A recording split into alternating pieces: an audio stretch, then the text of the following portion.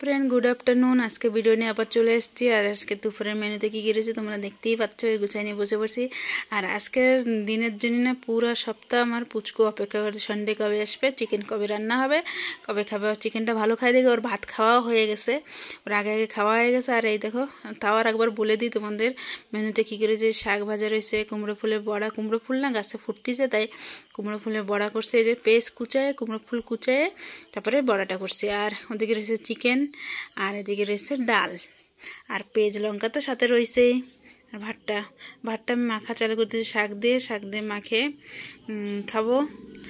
আর ওদিকে সবাই খেতে বসছে, পাশে সবাই খেতে বসছে। আবার শুনো আবার না লেগ পিসটা ছিঁড়ে খাচ্ছে। লেগ পিসটা যে কামড়ায় খেতে হয় ছিঁড়ে, সেটা জান না, হাত দিয়ে খুঁটি খাচ্ছে।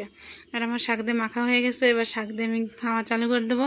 শাক ভাজাটাও না খেতে ভালো লাগে, এমন না যে খেতে ভালো লাগে না। তাই আমি অল্প একটু মেখে দেখলাম কেমন হয়, কেননা আমার ভাত কম তরকারি বেশি, আমি ভাত কম খাই তরকারি বেশি খাই। তার জন্য শাক ভাজা দিয়ে খেয়ে নেব, খেয়ে দেখি কেমন হয়, কেমন হয়েছে। তাহলে শাকটা পুরো মেখে নেব। তা না খেয়ে দেখি না মোটামুটি ভালোই হয়েছে, খারাপ হয় না। শাক ভাজাটা খেতে ভালোই লাগছে। আর এদিকে আর ওই শাকটাও মাখে খেয়ে নিলাম। আর ভাত অল্প একটু ডাল রাখছে, যে সুন্দর পুচকুরে দিছিলাম, সেই ডালটা অল্প একটু রয়েছে, ওই ডাল দিয়ে ভাতটা অল্প একটু ভাত মাখিয়ে নিলাম। মাখে এবার পেঁয়াজ দিয়ে বড়া দিয়ে খেয়ে নেবো। তারপরে চিকেনের ঝোল দিয়ে ওই ভাতটা রেখে দিয়েছে, চিকেনের ঝোল দিয়ে খাবো, চিকেন দিয়ে খাবো।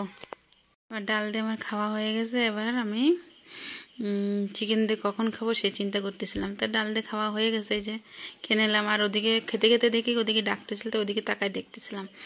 আর একটু বড়াটাও কামড়ায় দেখলাম, বড়াটাও অনেকটাই টেস্ট হয়েছে। বড়া কিন্তু তোমরা একবার এরকম ট্রাই করে দেখতে পারো, পেঁয়াজ কুচায়ে ফুল কুচায়ে বড়া করে দেখো, খেতে অনেকটাই টেস্ট লাগে। তাই এবার আমি ওই যে মাংসের ঝোলটা একটু ঢেলে নিয়ে এলাম।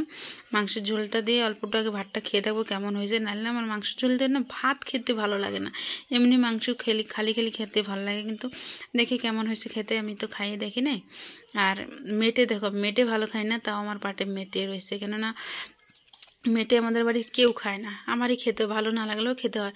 তো আমি ভাবছি একটু আগে মেটেটা মুখে দিয়ে নাকি কেমন লাগে।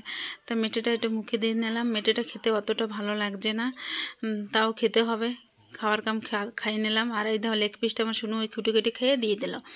আর ঝোলটা দেখলাম না মোটামুটি খেতে ভালোই লাগতেছে, ঝোলটা খারাপ হয় নাই। তা একটু ঝোল ঠেলে নিয়ে সব ভাতটা মেখে নিলাম। আর আমার পাতে দেখো ভাত কম মাংস বেশি, আরও বাটিতে মাংস রয়েছে এখনও।